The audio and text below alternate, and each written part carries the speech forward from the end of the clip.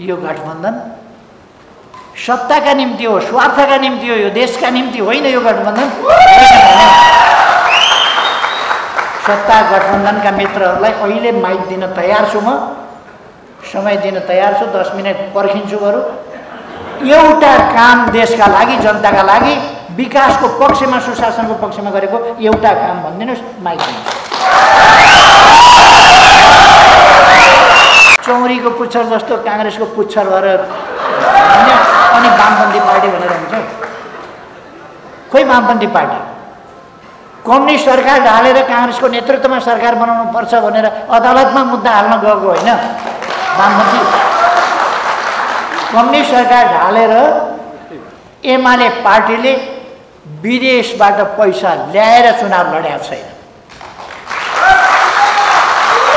गएको त्यो स्थानीय निकायको निर्वाचन, त्यो पालिका असालिका ओडा छानिने ठाउँमा जुन पैसाको खोलो भएको, देशभित्रको पैसाले पुगेन होला? यसो विचार गर्नु त। अझ त्यो तथ्य लुकाउनका लागि सीसीटीभीको फुटेज पनि गायब गरिदियो होला। फुटेज गायब गर्दा त्यो मेसिन चाहिँ रह्यो भने फेरि रिभाइभ हुन्छ भन्ने सुनेपछि मेसिनै गायब गरिदियो होला। यो गठबन्धन सरकारले जति, त्यसपछि 7-12 पछि अहिले जति राष्ट्रियताको, स्वाभिमानको, हाम्रो भौगोलिक अखण्डताको, हाम्रो स्वतन्त्रताको, हाम्रो सार्वभौमसत्ताको अपमान र हुर्मत कहिले पनि दिएको छ। साधारण खलिफाहरूले पनि भन्छ 1 by 1 आइज भनेर। सडकमा यसो हुन्छ नि, सडकमा लड्नेहरूले पनि भन्छ क्या, त्यो सडक छाप हुन्छ नि, 1 by 1 आइज। यहाँ त गठबन्धनमै रहेका पार्टीका नेताहरू हुनुहुन्छ, गठबन्धनमा रहेका पार्टीका अध्यक्ष नै समेत पनि हुनुहुन्छ। कुरा राम्रै राम्रो गर्नुहुन्छ। गठबन्धन अर्कातिर, गठबन्धन पश्चिमतिर हिँडेको छ, उहाँहरू पूर्वतिर।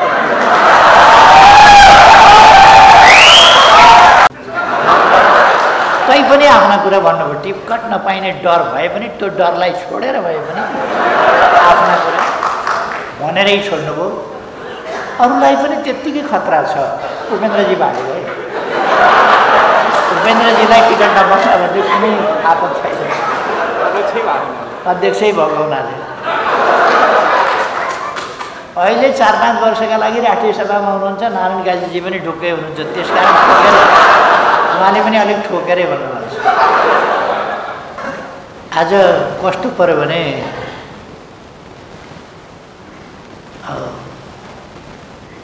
सबै साथीहरूले राम्रा राम्रा कुरा गर्नु।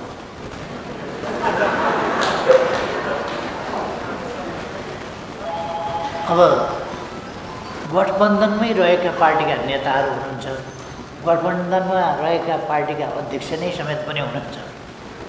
कुरा राम्रै राम्रो गर्नुहुन्छ। गठबन्धन अर्कातिर, गठबन्धन पश्चिमतिर हिँडेको छ, उहाँहरू पूर्वतिर।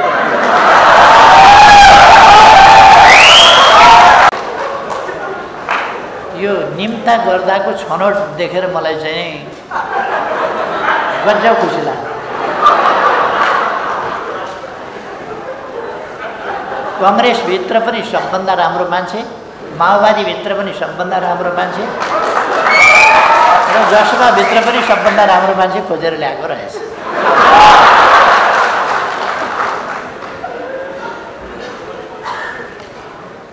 उहाँहरूले आफ्ना दृष्टिकोणहरू प्रस्तुत गर्नुभयो। एकजनाले त भन्नुभयो टिकट नपाइने, तैपनि आफ्ना कुरा भन्नुभयो। टिकट नपाइने डर भए पनि त्यो डरलाई छोडेर भए पनि आफ्ना कुरा भनेरै छोड्नुभयो। अरूलाई पनि त्यत्तिकै खतरा छ। उपेन्द्रजी भाग्यो है, उपेन्द्रजीलाई टिकट नपाउँछ भने कुनै आपत छैन, अध्यक्षै भएको हुनाले। अहिले 4-5 वर्षका लागि राष्ट्रिय सभामा हुनुहुन्छ। नारायण गाजीजी पनि ढुक्कै हुनुहुन्छ, त्यस कारण उहाँले पनि अलिक ठोकेरै भन्नुभएको छ। तर साथीहरूले कुरा राम्रा गर्नुभएको छ।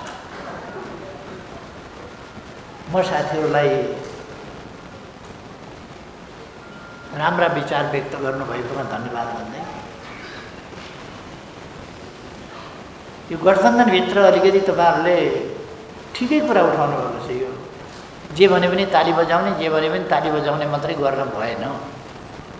त्यहाँ सहीका लागि लड्नु पऱ्यो र लड्ने मात्रै होइन, तपाईँहरू यसो विचार व्यक्त गरिदिएर छोड्ने मात्रै होइन। एउटा नेताको हैसियतले तपाईँहरूको कर्तव्य हुन्छ कि तपाईँहरूको विचारमा आफ्नो पार्टीलाई पुर्याउने र गठबन्धनलाई पुर्याउने। गठबन्धनलाई सक्नुहुन्न भने पार्टीलाई पुर्याउनु पऱ्यो, पार्टीलाई पुर्याउनुहुन्न भने विचार मिल्दैन भने त्यो पार्टीमा किन हुनुहुन्छ तपाईँहरू? विचार मिल्दैन किन?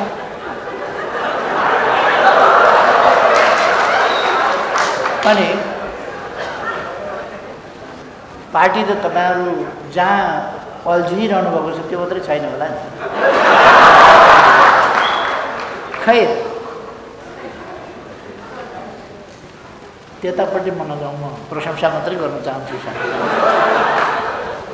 औधी धेरै प्रशंसा गर्न चाहन्छु।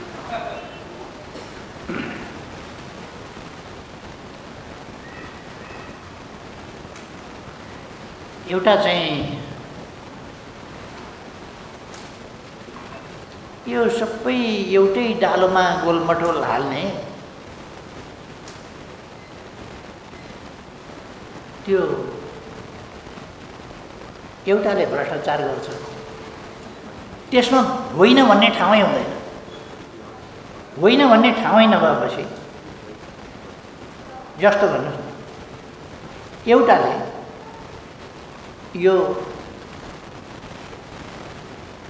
कसैप्रति लक्षित छैन,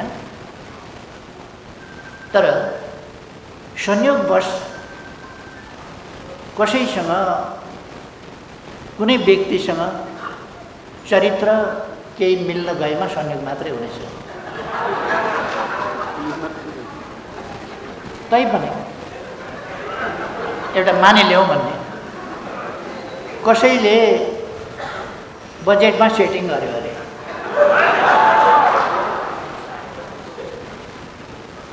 बाहिरका मान्छे ल्याएर करका दरहरू सेटिङ मिलाइ तोक्यो अरे, निःशुल्क त गरेन होला, गौदान गरे त होइन होला, स्वर्ग जानका लागि त त्यो काम गरे होइन होला, केही त होला। त्यसमा अझ त्यो तथ्य लुकाउनका लागि सीसीटीभीको फुटेज पनि गायब गरिदियो होला। फुटेज गायब गर्दा त्यो मेसिन चाहिँ रह्यो भने फेरि रिभाइभ हुन्छ भन्ने सुनेपछि मेसिनै गायब गरिदियो होला।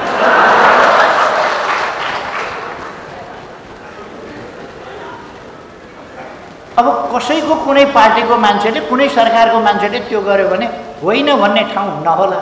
त्यसो भएपछि म चाहिँ हेर्नुहोस् यस्ता कामको विरोधमा छु।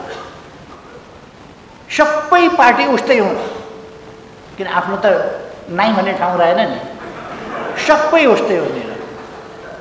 म चाहिँ हेर्नुहोस् त्यो अरू जस्तो आफ्नोलाई बचाउने र अर्काको आलोचना गर्ने गर्दैन, सबै उस्तै हुन्, यस्ता कामहरू गर्न हुँदैन भनेर सबै उस्तै हुन्। किन भन्छ भने आफ्नो उम्किने ठाउँ छैन। त्यसकारण यो किन गर्ने? हामी तथ्यमा जानुपर्छ, सत्यमा जानुपर्छ। एकजना टिप्पणीकार महोदयले भन्नुभयो, जति क्रान्तिकारी धक्कु लगाए पनि, जति कुरा गरे पनि पृथ्वीनारायण शाह ध्यानहरू के जाति भन्नुभयो।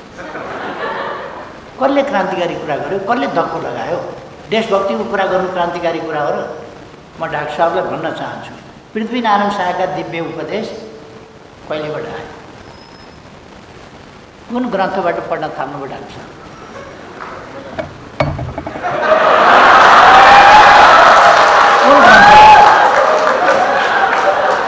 पृथ्वीनारायण शाहको दिव्य उपदेश कसलाई दिएको त पृथ्वीनारायण शाहले रहेछ। कसलाई दिएको, कहिले दिएको, कस्तो अवस्थामा दिएको? त्यो दिएको भए उसै बेलादेखि आयो कि 25 साल पुस 27 गतेबाट आयो? 25 साल पुस 27 गते दिव्य उपदेश आयो डाक्टर साहब।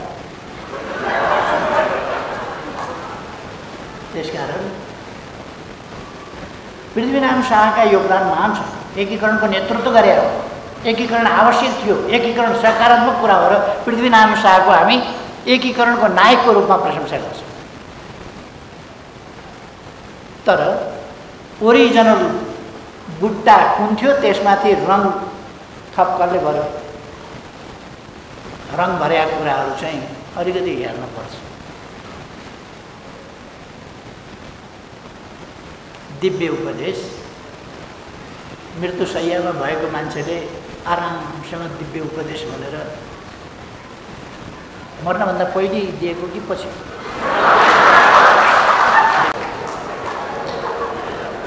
अब यो चलाक सन्तान भयो भने, शासक सन्तान भयो भने यस्ता कुराहरू निस्किन्छन्, पैदा हुन्छन्, उत्पत्ति हुन्छन्, बढ्छन्। त्यो बेग्लै कुरा हो।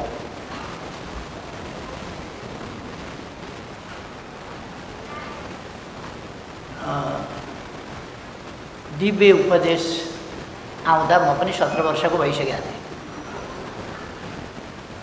17 वर्षको भइसकेको थिएँ। त्यसकारण दिव्य उपदेश कहिले छापियो भन्ने कुरा, नेपालको परराष्ट्र नीतिको कुरा चल्दा अथवा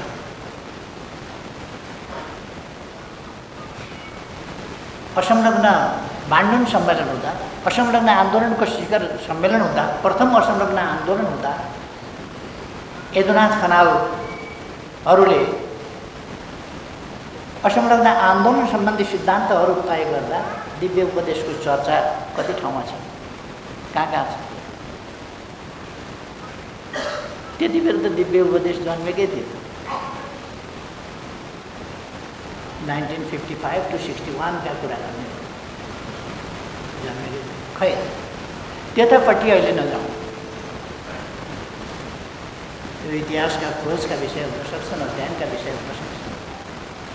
हामीलाई कसैको योगदान 1 इन्च बढाउनु छैन, भएको भन्दा बढी बढाउनु पर्ने आवश्यकता पनि छैन। ठिक्क मूल्याङ्कन गर्दा हुन्छ।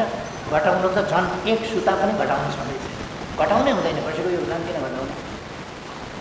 तर जे यथार्थ हो हामी त्यसमा जानुपर्छ। हामी कुनै बनावटी कुरा गरिरहेका छैन। हाम्रो देशभक्ति बनावटी कुरा होइन, हुनु हुँदैन। बनावटी कुराले राष्ट्रहितको रक्षा र सम्वर्धन गर्न सकिँदैन। अहिलेकै सरकारको हालत हुन्छ। बनावटी कुरा गर्यो भने असंलग्न भन्दै गऱ्यो, ढल्किन हुन्न भन्दै गऱ्यो, ढ्याक्क अहिलेकै सरकारको हालत हुन्छ क्या। नेपालको विदेश नीति 2007 सालदेखि 12 सालसम्म जति तल, त्यसको मापनको हिसाबले भन्ने हो भने 7 देखि 12 सम्म जति तल कहिल्यै गएन। त्यसबाट फेरि अलिकति बढ्दै घट्दै बढ्दै गर्दै गर्दै आयो होला। अहिलेको समयमा यो गठबन्धन सरकारले जति, त्यसपछि 7-12 पछि अहिले जति राष्ट्रियताको, स्वाभिमानको, हाम्रो भौगोलिक अखण्डताको, हाम्रो स्वतन्त्रताको, हाम्रो सार्वभौमसत्ताको अपमान र हुर्मत कहिले पनि दिएको छ। अहिले प्रमाण सङ्गत कुरा गरौँ न, तथ्य सङ्गत कुरा गरौँ न। 7 सालपछि त्यो सम्झौता कसले गरे, के गरे? नेपाली काङ्ग्रेसका नेताहरूलाई सम्झौता के हो थाहा थियो? बेबी सम्झौता।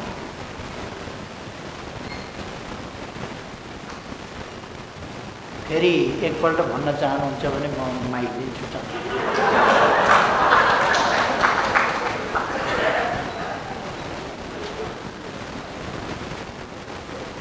अब त्यसै गरेर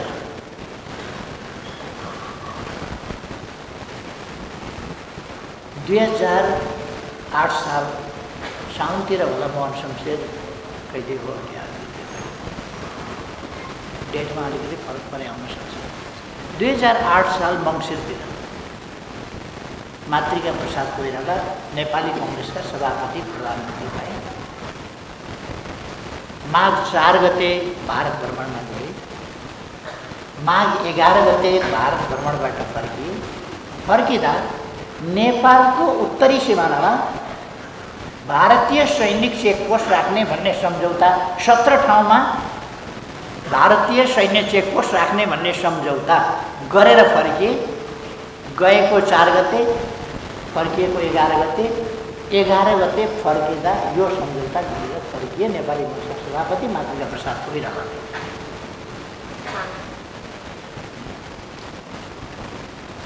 र त्यो कुरा 2026 सालमा कीर्तिदेवी विष्टको समयमा कीर्तिदेवी विष्टले आफ्नो पदलाई जोखिममा राखेर पद छोड्ने शर्तमा फिर्ता गराए। ।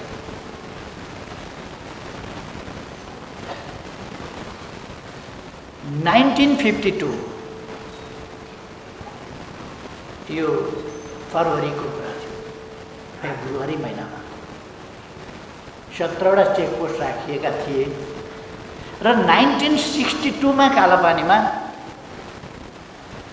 अर्को फौजी टुकडी राखिएको थियो। त्यो नेपालले पछि थाहा पायो। थाहा पाएपछि शासकहरू बोल्न सकेनन्। त्यसको चर्चा भएन। प्रधानमन्त्री कीर्तिदेवी विष्टलाई समेत कालापानीमा फौज छ भन्ने कुरा र त्यहाँ सैन्य पोस्ट छ भन्ने कुरा प्रधानमन्त्रीलाई समेत थाहा भएन। अहिले त उहाँ बितिसक्नुभयो। उहाँले आफ्ना संस्मरणहरू कतै भए लेख्या होला, थाहा भएन। मैले उहाँसँग कुरा गरेको छु, किन तपाईँले 17वटा फिर्ता गर्नुभयो भने 10 वर्षपछि राखेको 17वटा त सम्झौताबाट राखेको थियो। यो त बिना सम्झौता राखेको किन फिर्ता गर्नु भएन भन्दा थाहै भएन।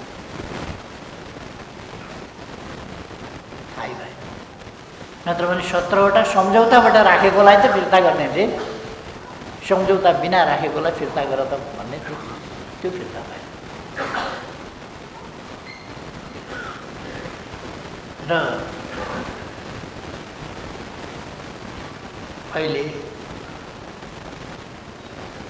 अहिलेको राजनीति के भएको छ? राष्ट्रियताका निम्ति कोही लड्यो भने त्यसलाई देखाएर प्रभु फलानालाई हटाएन भने त यस्तो त गरिसक्यो, अझ बढ्ता गर्छ, छिटो हटाउनु पर्यो भनेर त्यसमा सौदाबाजी गर्ने। ट्रान्सपोर्ट ट्रान्जिट एग्रिमेन्ट चीनसँग गरे बापत, चीनतिरबाट नाका खोले बापत, अनि मैले पहिलोपल्ट प्रधानमन्त्रीबाट हट्नु पर्यो होइन र चीनबाट फर्किने बित्तिकै हटाउने क्याम्पेन चल्या भनेर 17वटा चेकपोस्ट हटाए बापत 26 सालमा कीर्तिदेवीले छोड्नु परेको थियो। उत्तरतिरबाट पनि बाटो खोले बापत मैले 73 सालमा छोड्नु परेको थियो।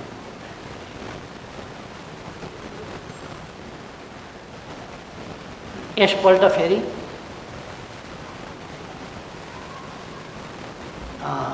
हामीसँग समय छैन। अहिले यस्तो सर्वदलीय खालको बहस हुन्छ भने एकदम राम्रो कुरा हो। अघि पछि पनि म यसमा वास्तवमा छलफल गर्न उत्साहित हुनेछु। किनभने मेरो मनमा देश बाहेक, नेपाल बाहेक, नेपालको स्वाधीनता र स्वाभिमान बाहेक, नेपालको हित बाहेक र नेपाली जनताको उन्नति प्रगति बाहेक अरू केही छैन। छापेपछि यसमा सौदाबाजी हुन्छ र त्यसका विरुद्ध एकजुट हुन्छन् र सत्ता साँठगाँठ, अपवित्र साँठगाँठ हुन्छ भन्ने कुरा मलाई थाहा थियो। थाहा भएर पनि मैले गरेँ।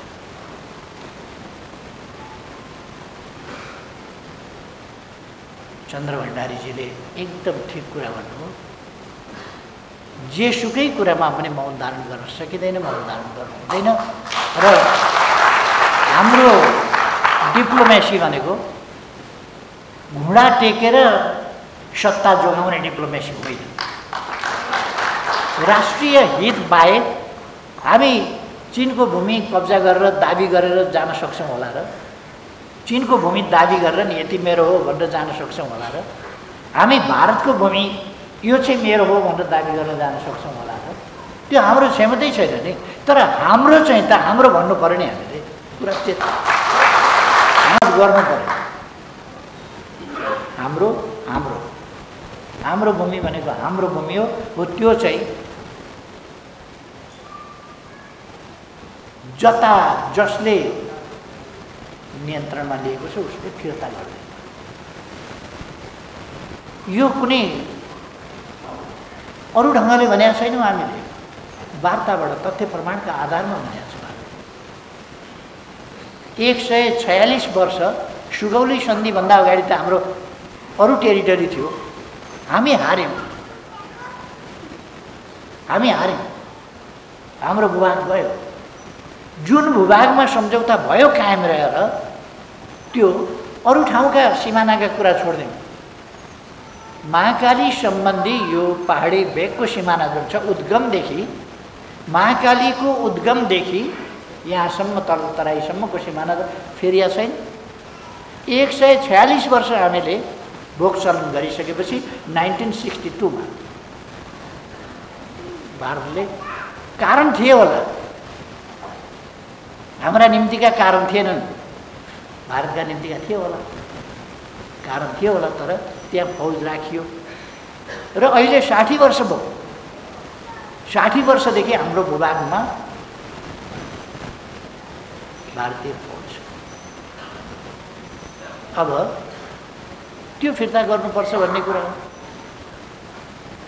हामीले नक्सा नछापेर भारतसँग कुरा गर्न जाँदा हाम्रो चाहिँ लिम्पियादेउरा लिपुले कालापानी नभएको नक्सा बोकेर हामी जाने, भारतले चाहिँ हाम्रो भूभाग पनि सामेल गरेको नक्सा लिएर आउने, अनि हामी वार्ता के भनेर गर्छौँ?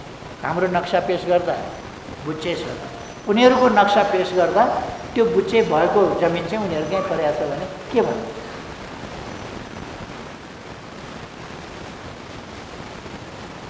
मान्नुहोस् तपाईँ र मेरो सिमानाको झगडा भयो, सिमानामा विवाद, झगडा नभनौँ विवाद।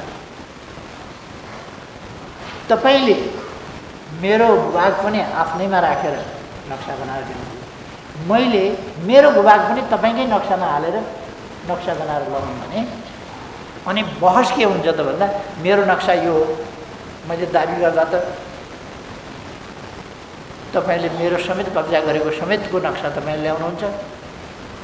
त्यही हो त, मेरो चाहिँ मेरो भूभाग अन्त गएको पनि दाबी छैन, नक्सा नै छैन मसँग भने कसरी हुन्छ? दिग्गज हुँ भन्ने नेताहरूले कूटनीतिक सम्बन्ध बिगार्यो, कूटनीतिक अपरिपक्वता, परिपक्वता भूभाग छोड्नु परिपक्वता हो। राष्ट्रिय हितलाई परित्याग गर्नु, भौगोलिक अखण्डता भनिरहने तर अखण्डताका कुरा नगर्ने, समस्या रहिरहने तर समस्या रहित सम्बन्ध चाहिँ हाम्रो भन्न सकिने हो। र त्यसकारण हामीले हाम्रा छिमेकीहरूसँग असल सम्बन्ध राख्नु पर्दछ, दुईटै छिमेकीसँग एकदमै असल, विश्वसनीय, भरपर्दो मैत्री सम्बन्ध, मित्रतापूर्ण सम्बन्ध, एकअर्कालाई धोका नदिने गरेको सम्बन्ध, एकअर्का विरुद्ध कार्ड नखेल्ने खालको सम्बन्ध, आफ्नो भूमि कुनै पनि छिमेकीका विरुद्ध प्रयोग हुन नदिने गरेको सम्बन्ध, बाहिर बाहिर उठे भक्ति एउटा कुराले देखाउने र भित्रभित्र अर्को खालको चाहिँ कैँची चलाउने व्यवहार छिमेकमा बसेर गर्नु हुँदैन र सफासफी व्यवहार गर्नुपर्छ। त्यस्तो व्यवहारबाट आफ्नो आफ्नो भूमि, आफ्ना आफ्ना जायज हितहरूको रक्षा, आफ्नो आफ्नो पारस्परिक सहयोग आपसमा र पारस्परिक सम्मानका साथ अगाडि बढ्ने सम्बन्ध स्थापना। तपाईँहरूले आजको गोष्ठीमा एकदमै महत्त्वपूर्ण विषय राख्नुपर्छ। नेपालको वर्तमान भू राजनैतिक अवस्था र हामीले लिनुपर्ने बाटो। भू राजनैतिक अवस्था भनेको भूराजनीतिक राजनीति भनेको के हो? भूराजनीतिक राजनीति भन्नुहुन्छ यार। भूराजनीतिक राजनीति भनेको भूराजनीति भनेको एउटा अवस्थिति अर्को अवस्था, त्यो दुईटा कुरा मिलेर भूराजनीति। एउटा अवस्थिति अर्को अवस्था। हाम्रो देश धेरै विकसित भएको भए भूराजनीतिको स्थिति फरक पर्छ। हामी पछाडि परेका छौँ, अल्प विकसित छौँ, त्यसकारण अविकसित छौँ, त्यसकारण भूराजनीतिको बेग्लै अर्थ छ हाम्रो लागि।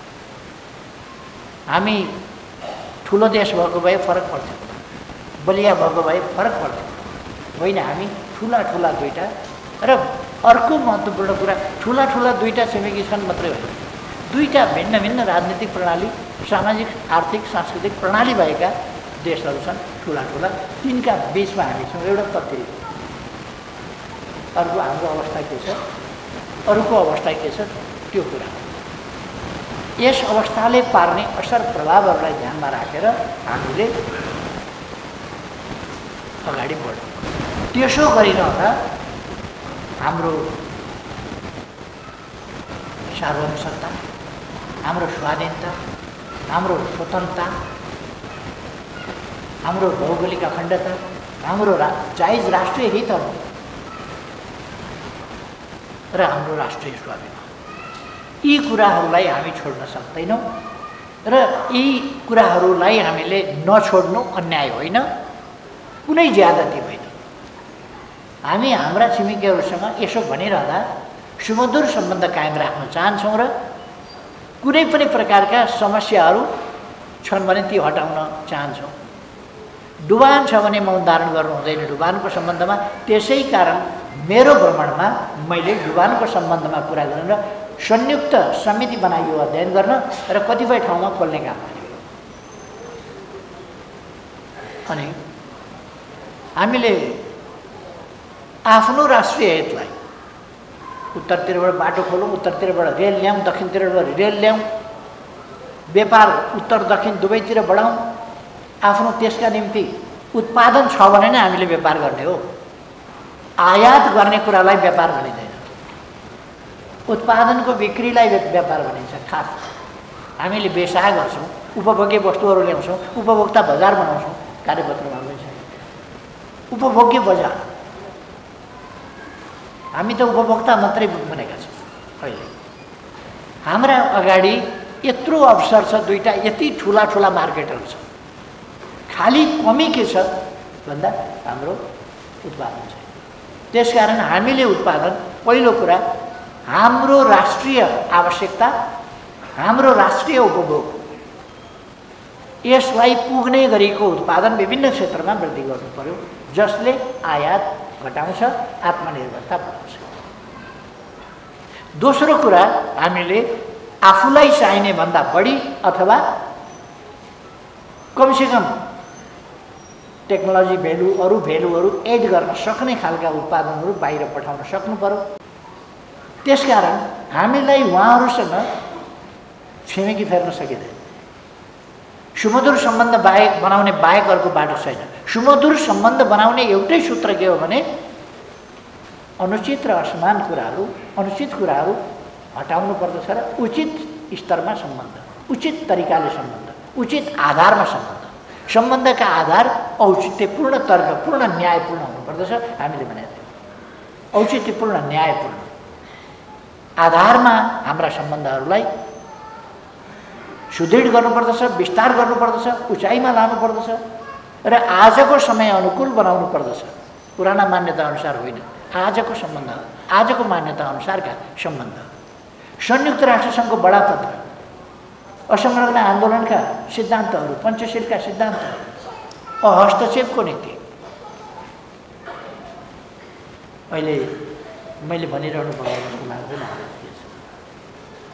हस्तक्षेपको नीति, सह अस्तित्वको नीति र यस ढङ्गले जानुपर्दछ।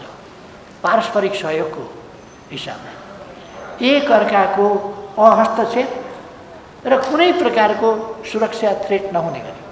हामी कहाँ सुरक्षा थ्रेट केही पनि छैन, राम्रो बक्सिएको छ। तर अरू कुरा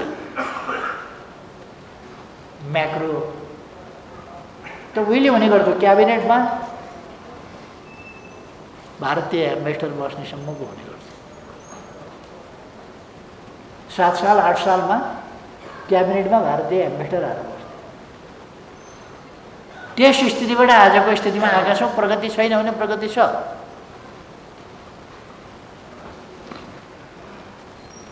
तर फेरि पनि केही इरिटेन्ट्स छन्। तिनीहरूलाई सही ढङ्गले सही तरिकाले न्यायोचित आधारमा हामीले ठिक गर्नुपर्छ। अब अहिले त एउटा कुरा अघि आयो, नाम नलिकन तरिकासँग एउटा अभिव्यक्त भएको थियो। एमसिसी गर्ने, एमसिसी अघि बढाउने, एमसिसी पारित गर्ने र त्यो अघि बढाउने भन्ने शब्द चाहिँ मेरा लागि प्रयोग भएको थियो। नाम नलिकन म के स्पष्ट पार्न चाहन्छु भने म माथिको विरोध एमसिसी अघि बढायो भन्ने सम्बन्धमा छ। गर्न खोजेको त्यस बेला पनि यही गठबन्धन थियो। यही गठबन्धन जति बेर यो सम्झौता गरेको थियो एमसिसी सम्झौता, यही गठबन्धनले गरेको थियो। एमसिसी सम्झौता गर्यो अनि कसरी लागू गर्ने अरे भन्दा खस्याखुसु भित्रभित्र पार्लियामेन्टमा ल्याउनु नहुने, मैले पार्लियामेन्टमा ल्याएँ, उहाँहरूको टाउको दुख्यो। खस्याखुसु गर्न पर्छ, पार्लियामेन्टमा ल्याउनुपर्छ, हरेक कुरा जनताको जानकारीमा हुनुपर्छ, राष्ट्रिय बहसको विषय हुनुपर्छ, यस्ता फोरमहरूमा बहस हुनुपर्छ, त्यस्ता विषयहरू नेसनल डिबेटको विषय बन्नुपर्दछ। हामी अनुदान लिउँ कि जेसुकै लिउँ, जनताले थाहा नपाउने, भित्रभित्र गर्ने, पार्लियामेन्टमा ल्यायो भने अगाडि बढायो। पार्लियामेन्ट त जनताका प्रतिनिधिहरू भएको ठाउँ नि। अब म के गरौँ? मसँग बहुमत छैन, अहिले पनि तपाईँहरूको गठबन्धन मिलेर पास गर्यो त म के गरौँ? हामीले त तपाईँहरूले पार्लियामेन्टमा धुमकिन पनि दिनु भएन, धुमकिन पनि नदिकन पास गर्नु पर्यो। अब म के गरौँ? अब पार्लियामेन्ट यस्तै छ त। राष्ट्रिय आवश्यकता कहिले कहिले म भन्ने गर्छु, राष्ट्रिय आवश्यकता एकातिर हुन्छ तर संसदीय गणित अर्कातिर हुन्छ। त्यो संसदीय अर्कातिर भएको संसदीय गणित राष्ट्रिय आवश्यकता र औचित्यभन्दा विपरीत भएको संसदीय गणितले डरलाग्दा नकारात्मक कामहरू गरिदिन्छ। के गर्नुहुन्छ? संसदै त्यस्तो भएपछि के गर्नुहुन्छ? संसद यस्तो छ जसले राष्ट्रियताका विरुद्ध काम गर्न गठबन्धन बनाउँछ, भ्रष्टाचारका लागि गठबन्धन बनाउँछ, विकासका काम रोक्नका लागि गठबन्धन बनाउँछ। त्यस्तो पार्लियामेन्टको गणित भएपछि एकदमै महत्त्वपूर्ण कुरा भन्नुभयो अघि, कार्यपत्र प्रस्तुताले हो कि जस्तो लाग्छ मलाई। यदि कसैले गल्ती गर्छ भने, बेठिक गर्छ भने जनतामा सार्वभौम सत्ता भनेकै त्यही हो। निर्वाचनका माध्यमबाट त्यस्तो गल्ती गर्नेहरूलाई ठिक लगाउनु पर्दछ। त्यसकारण मङ्सिर पर्खिराखेको छु, ठिक लगाउनु।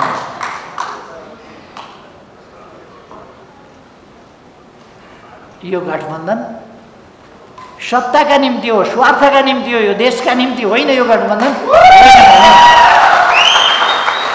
सत्ता गठबन्धनका मित्रहरूलाई अहिले माइक दिन तयार छु, म समय दिन तयार छु, 10 मिनट पर्खिन्छु बरु। एउटा काम देशका लागि, जनताका लागि, विकासको पक्षमा, सुशासनको पक्षमा गरेको एउटा काम भनिदिनुहोस्, माइक दिनुहोस्।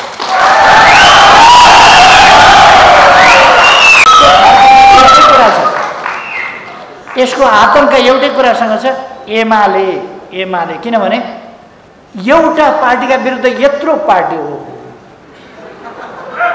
साधारण खलिफाहरूले पनि भन्छ 1 by 1 आइज भनेर। सडकमा यसो हुन्छ नि,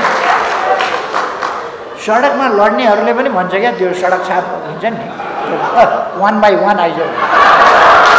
यहाँ त सब मिलेर एमालेका विरुद्ध। एमाले यस्तो आतङ्क किन भयो भने यसले विकासका निम्ति केही गरेका छ, देशका निम्ति केही गरेको छ, जनताका निम्ति केही गरेको छ, राष्ट्रियताको सन्दर्भमा केही गरेको छ। त्यसकारण यो यत्रो खतरा भयो। पहिलोपल्ट केपी ओलीलाई प्रधानमन्त्रीमा आउन दिन खोजेको थियो। नेपाली कङ्ग्रेससँग सम्झौता थियो, सुशील कोइरालाजीसँग सम्झौता थियो। संविधान बनिन्जेलसम्म सुशील कोइरालाजी बनेपछि केपी ओली भन्ने सम्झौता थियो। नेपाली कङ्ग्रेसले सम्झौता तोड्यो, सुशील कोइरालाजीले सम्झौता तोड्नुभयो। कहाँको इसारामा कसको निर्देशनमा तोड्नुभयो म जान्दिनँ, आफ्नै मन ज्ञानले तोड्नुभयो होला, तोड्नु त हो नि। र हामीले समर्थन गर्दा संविधान बनाउनका लागि समर्थन गरेका थियौँ, बनायौँ हामीले। त्यसपछि कङ्ग्रेसले धोका दिन्छ भन्ने अलिकति अनुमान थियो, किन काङ्ग्रेस त्यस्तै पार्टी हो, धोका दिइरहेको छ। यो पहिलोपल्ट होइन, पहिले पनि धोका दिएको छ। होइन भने मैले बोलेको कुरा राष्ट्र ब्याङ्कले छापेको नोट जस्तो हो, जहाँ यसको भुक्तानी कसैले माग्न आएमा राष्ट्र ब्याङ्कले बिना भिटो बिना उसको कुरा भन्ने भुक्तानी सहितको कुरा। सहमति तोडेर चुनाव लडेर जितेर आउनु। अर्कोपल्ट त्यो सरकार त ढालियो, किन ढालियो मैले अघि नै भनिसकेँ, दोहोऱ्याउँदैन। त्यो सरकार ढालियो। अर्को सरकार। एउटा कुरा म भन्न चाहन्छु, कुनै पल्ट सरकारमा जाँदा, कुनै चुनाव लड्दा नेकपा एमालेको अध्यक्ष, एमालेका नेताहरू, एमाले पार्टीले विदेशबाट पैसा ल्याएर चुनाव लडेको छैन। गएको त्यो स्थानीय निकायको निर्वाचन, त्यो पालिका सालिका वडा छानिने ठाउँमा जुन पैसाको खोलो भएको, देशभित्रको पैसाले पुगेन होला, यसो विचार गर्नु त।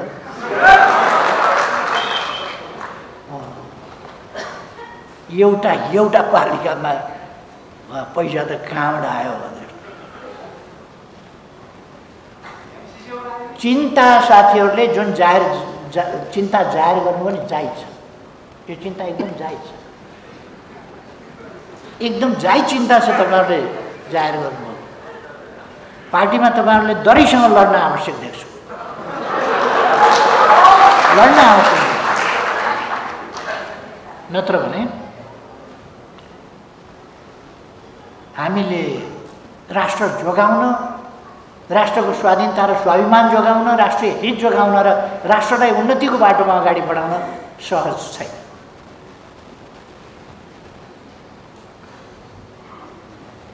अलिकति अब तटस्थताका लागि साथीहरूले भन्नै पर्छ। अब मेरो धेरै उहाँहरूले अर्को पार्टीमा हुनुहुन्छ, एमालेको प्रशंसा गर्ने कुरा भएन, एमालेको नेता प्रशंसा गर्ने भएन। तर जति बोल्नुभयो त्यसका लागि धेरै धेरै धन्यवाद भन्नुपर्छ। यो साहसलाई म एकदमै धन्यवाद गर्छु। साह्रै आँटिड सत्यप्रति तपाईँहरूको निष्ठालाई सलाम छ। त्यस्ता पार्टीमा भएर पनि यस्ता कुरा गर्ने तपाईँहरू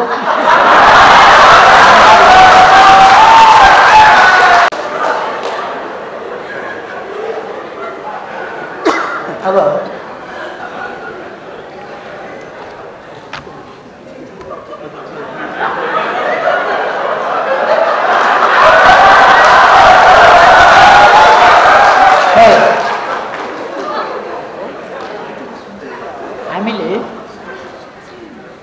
हामीले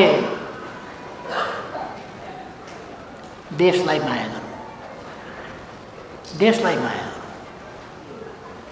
राष्ट्रिय राजनीतिलाई वास्तवमा विभिन्न ढङ्गले, कहिले जातका नाउँमा, कहिले भूगोलका नाउँमा, कहिले केका नाउँमा विभाजित गर्न खोज्यो। नेपाली जनतालाई यताबाट काँक्राको चिरे जस्तो मात्रै होइन, त्यो खल्पी बनाउनलाई चिर्छ नि, यताबाट पनि यताबाट, त्यस्तो गरेर चिर्न खोजियो। तर म नेपाली जनतालाई धन्यवाद भन्न चाहन्छु। यो यस्तो भौगोलिकदेखि यो वनस्पतीय, जैविक र सामाजिक विविधता युक्त देशमा चिरा पारेर हामी ध्वस्त हुन्थ्यौँ। त्यसबाट सचेत नेपाली जनताले चिरा पर्नबाट देशलाई जोगाए। म नेपाली जनतालाई धन्यवाद भन्न चाहन्छु र मलाई विश्वास के छ भने नेपाली जनताको यस सजगताले नेपालको राष्ट्रियता, नेपालको अस्तित्व, नेपालको राष्ट्रियता, नेपालको राष्ट्रिय हित, नेपालको स्वाभिमान तलमाथि पर्न सक्दैन, किनभने नेपाली जनताले पटक पटक त्यो सचेतनता देखाएको छ र जोगाएको छ। राष्ट्रियता जोगाउनका लागि एकदम ठिक भन्नु, एकता चाहिन्छ। पार्टीहरू मिल्नुपर्छ। पार्टी मिल्नुपर्छ केमा? सबै पार्टी मिल्नुपर्ने ठाउँहरू छन्। आधारभूत रूपमा सबै पार्टी मिल्नुपर्छ।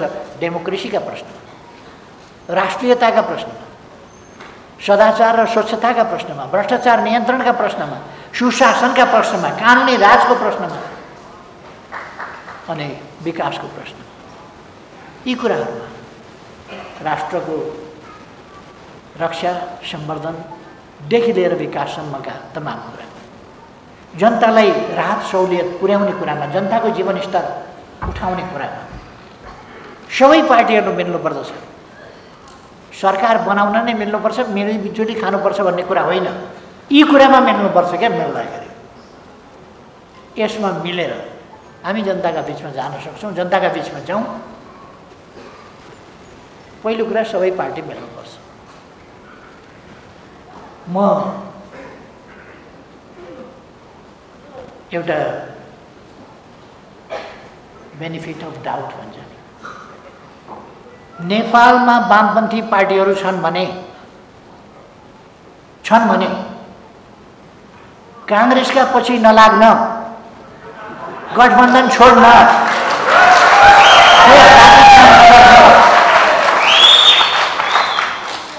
अनि एसपीपी नगर्न र वामपन्थी एकतामा आउन आग्रह गर्छु। छन् वामपन्थी, चौरीको पुच्छर जस्तो काङ्ग्रेसको पुच्छर भएर अनि वामपन्थी पार्टी भनेर हुन्छ? खोइ वामपन्थी पार्टी कम्युनिस्ट सरकार ढालेर काङ्ग्रेसको नेतृत्वमा सरकार बनाउनु पर्छ भनेर अदालतमा मुद्दा हाल्न गएको होइन। वामपन्थी कम्युनिस्ट सरकार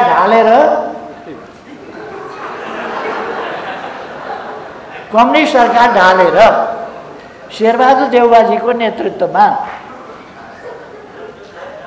गठबन्धन सरकार बनाउनु पर्यो, गरी पाऊँ भनेर परमादेश जारी गरी पाऊँ, संसदले सकिएन, परमादेशबाट मुद्दा लडेर जिताइ पाऊँ र सरकार दिलाइ पाऊँ।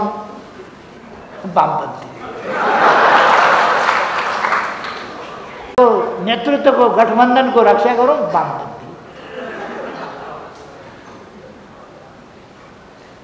म आग्रह गर्न चाहन्छु, राफसाफ कुरा गरौँ। कोही वामपन्थी हुनुहुन्छ भने आउनुहोस्। वामपन्थी हुनुहुन्छ भने गल्ती भइहाल्यो र छोड्दिउँ,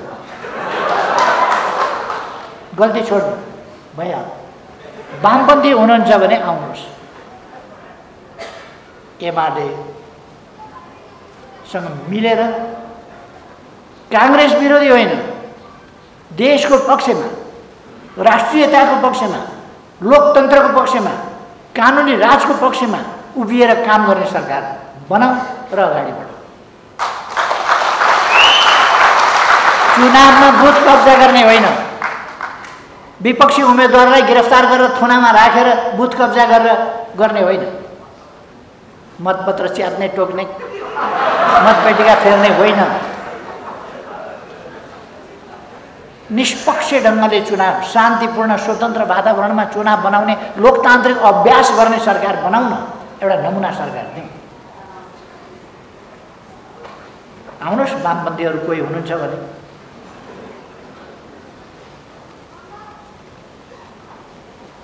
अब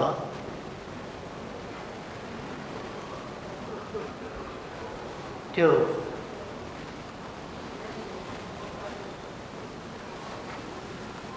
खाली भेष मात्रै,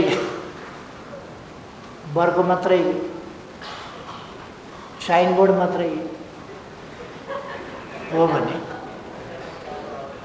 मैले अहिले चाहिँ नि केही एउटा साधुको पहिलो वरको रामनामी वरको अथवा कुनै वरको ओढेँ भने म एमालेको नेताबाट हटेर साधु भइहाल्छु वरको ओढेर। वरको बेग्लै कुरा हो, वरको छोडौँ, असली रूपमा सबै आउँ। म फेरि एकपल्ट सबैले देशभरि सुन्ने गरी भन्न चाहन्छु, वामपन्थी हुनुहुन्छ भने आउनुहोस्।